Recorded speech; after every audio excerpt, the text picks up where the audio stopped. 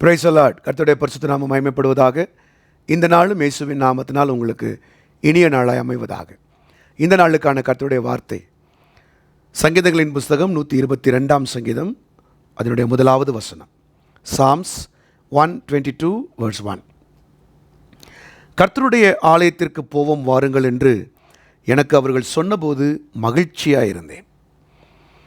கர்த்தருடைய பரிசுத்த நாமம் மகிமைப்படுவதாக. பிரியமானவர்களே, கர்த்தருடைய பிரதான கிருபையினால் இந்த வாரத்தின் இறுதி நாளுக்கு வந்திருக்கிறோம். இது ஆயத்த நாள். தேவனுடைய ஆலயத்திற்கு நாம் செல்வதற்கான ஆயத்த நாள். கர்த்தரை சந்திப்பதற்கு நாம் ஆயத்தப்படுகிறோம். இங்கே சங்கீதக்காரன் சொல்லுகிறார், கர்த்தருடைய ஆலயத்திற்கு போவோம் வாருங்கள் என்று சொல்லும்போது எனக்கு மிகுந்த மகிழ்ச்சி இருந்தது. ஆம், தேவனுடைய ஆலயத்திற்கு நாம் குழுவாக செல்ல வேண்டும். அந்த ஆலயத்திற்கு போகும் பொழுது கர்த்தரை குறித்ததான வார்த்தை, தேவனை குறித்ததான ஆலோசனை, கர்த்தர் நமக்கு செய்ய போகிற நன்மைகளை குறித்ததான காரியங்கள், இவைகளை பேசிக்கொண்டு மகிழ்ச்சியோடு வர வேண்டும் என்பது கர்த்தருடைய வாஞ்சை. ஆம், இந்த நாளிலும் உங்களை மகிழ்ச்சிக்குள்ளே அழைத்து வாருங்கள்.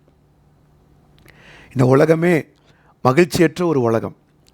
இந்த உலகத்திற்கு சந்தோஷம் எதிலே இருக்கும் என்றால், பணம் கிடைக்கும்போது, பொருள் கிடைக்கும்போது, தங்களுக்கு இந்த உலகத்திலே லாபம் கிடைக்கும் பொழுது அவர்களுக்கு மகிழ்ச்சி வருகிறது.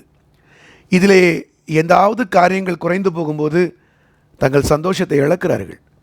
இந்த காலை வேளையில் நீங்கள் யாராகிலும் அப்படி இருப்பீர்களே ஆனால், உங்களை பார்த்து கர்த்தர் சொல்லுகிற வார்த்தை, கர்த்தருக்குள் எப்பொழுதும் சந்தோஷமாயிருங்கள். உங்கள் ஆத்துமா நல்லா வாழணும். ஏதாகிலும் குறைவுபாடுகள், ஏதாகிலும் காரியங்கள் நீங்கள் நினைத்தது கிடைக்காமல் இருக்குமானால் அதை குறித்து வருந்தாதிருங்கள். தேவ சித்தத்தின்படி கர்த்தர் உங்களுக்கு கொடுக்கும்போது அதை பெற்றுக்கொள்ளுங்கள். ஆனால் கிடைக்காத ஒரு காரியத்திற்காக கர்த்தரிடத்தில் இருக்க வேண்டிய மகிழ்ச்சியை இழக்காதுங்க.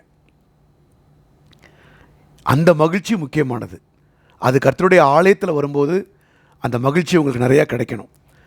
மன அழுத்தம் இல்லாமல் பாருங்கள், இந்த உலகத்தில் மன அழுத்தத்தினால் பாதிக்கப்பட்டு உடல் சுகத்தை இழந்தவர்கள் அநேகர். மென்டல் பீஸ் இருக்கணும், ஸ்ட்ரெஸ் இருக்கக்கூடாது. அந்த ஸ்ட்ரெஸ் இல்லாமல் வாழ்கிறதுக்கு தான் ஆலயத்துக்கு வந்து நம்மளை மகிழ்ச்சிக்குள்ளே கொண்டு வரணும். பாடல் பாடும்போது, துதிக்கும்போது நம்ம மைண்டெல்லாம் கர்த்தரோடு இணைக்கப்பட்டுறணும். ஏன், ஆத்துமா வாழ ஆரம்பிச்சிருச்சுனாலே சரீரமும் இந்த உலகத்தின் காரியங்களையும் கர்த்தர் வாழ வைப்பார். உங்களை கர்த்தர் கண்டிப்பாக வாழ வைப்பார் பிரதர், வாழ வைப்பார் சிஸ்டர். நல்ல ஆயத்தமாகுங்க. இருதயத்தை மகிழ்ச்சிக்குள்ளே கொண்டு வாங்க. ஆவியின் நிறைவுக்குள்ளே கொண்டு வாங்க. பரிசுத்தாவின் நிறைவு உங்களுக்கு மகிழ்ச்சியை கொடுக்கும். அதெல்லாம் கிடைக்கிற இடம் கர்த்தருடைய ஆலயம், தேவனுடைய சமூகம்.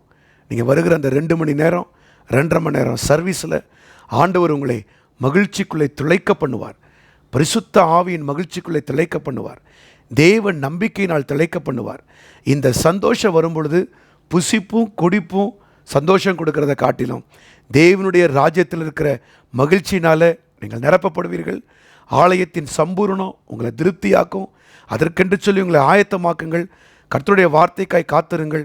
இந்த நாளிலும் கர்த்தரின் பாத்திரத்தை நிரப்ப வேண்டும் என்று சொல்லி தேவ சமூகத்தில் காத்திருங்கள். காத்திருக்கிற உங்களுக்கு கர்த்தர் ஆலயத்திற்கு அழைத்து வந்து தன்னுடைய மகிழ்ச்சியினால் உங்களை நிரப்புவார். எங்கள் சபையிலே காலை 5 மணி, 7 மணி, 9 மணிக்கு 3 ஆராதனைகளும், மாலை 6:30 மணிக்கு மாலை ஆராதனையும் உண்டு.